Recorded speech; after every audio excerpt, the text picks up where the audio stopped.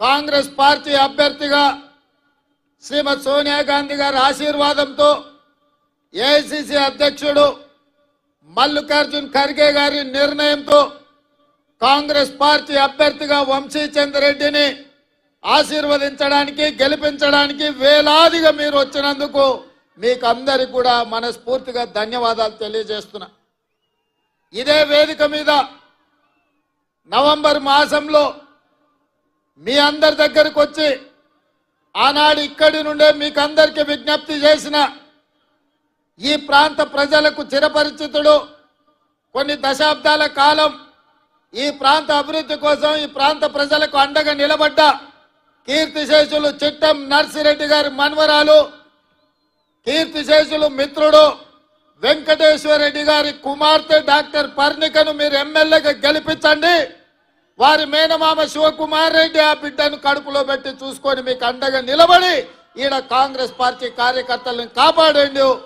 మీరు అండగా నిలబడి గెలిపించండి. తప్పకుండా ఈ ప్రాంతాన్ని అభివృద్ధి చేసే బాధ్యత నాది అని చెప్పి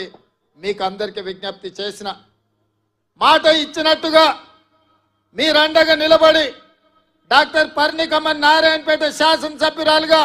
అత్యధిక మెజార్టీతో మీరు గెలిపిస్తే మీకు నేను చెప్పిన మాటగా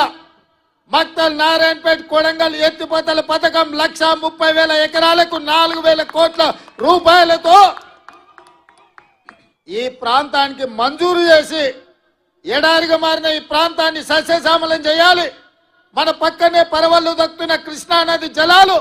గ్రామ గ్రామాన ప్రతి ఎకరాకు నీళ్లు ఇవ్వాలి అన్న ఆలోచనతోని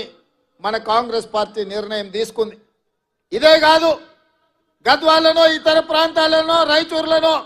రైలు కూత వినిపిస్తుంటే మక్తల్ నారాయణపేట కొడంగల్ పరిగి వికారాబాద్ వరకు ఈ ప్రాంత ప్రజలు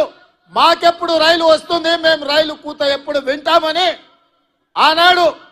కాంగ్రెస్ పార్టీ నిర్ణయించిన కృష్ణా వికారాబాద్ రైల్వే లైను 10 సంవత్సరాలు పడావు పెడితే పండబెడితే ఏ ఒక్కరోజు కూడా ఈ ప్రాంతంలో ఉన్న వాళ్ళు, అది బీఆర్ఎస్ వాళ్ళు కావచ్చు, బీజేపీ వాళ్ళు కావచ్చు, బీఆర్ఎస్ వాళ్ళు కేసీఆర్ని అడిగింది లేదు, బీజేపీ వాళ్ళు మోడీకి చెప్పింది లేదు. ఎందుకంటే వీళ్ళెవరికి ఆయన దగ్గరికి వెళ్ళి అడిగే ముఖం లేదు, వాళ్ళని అడగడానికి వాళ్ళకి అపాయింట్మెంట్ గతి లేదు. కానీ కాంగ్రెస్ పార్టీ అధికారంలోకి వచ్చిన 100 రోజుల్లోపనే కేంద్ర రైల్వే శాఖ అధికారులను రప్పించి ఆదేశాలు ఇచ్చి కృష్ణా వికారాబాద్ రైల్వే లైన్ మాకు కావాల్సిందే, మా ప్రాంతం అభివృద్ధి జరగాలంటే, మా ప్రాంతంలో ఉద్యోగ ఉపాధి అవకాశాలు పెరగాలంటే, నా కొడంగల్ గడ్డ మీద సిమెంట్ ఫ్యాక్టరీ రావాలి, వేలాది మంది నిరుద్యోగ యువకులకు ఉద్యోగ అవకాశాలు రావాలి అంటే కృష్ణా వికారాబాద్ రైల్వే లైన్ పూర్తి కావాలి అని చెప్పి ఆదేశాలు ఇచ్చి దానికి ఇలా మనం పూర్తి స్థాయిలో నిర్ణయం తీసుకున్నాం. ఇదే కాదు మిత్రులారా,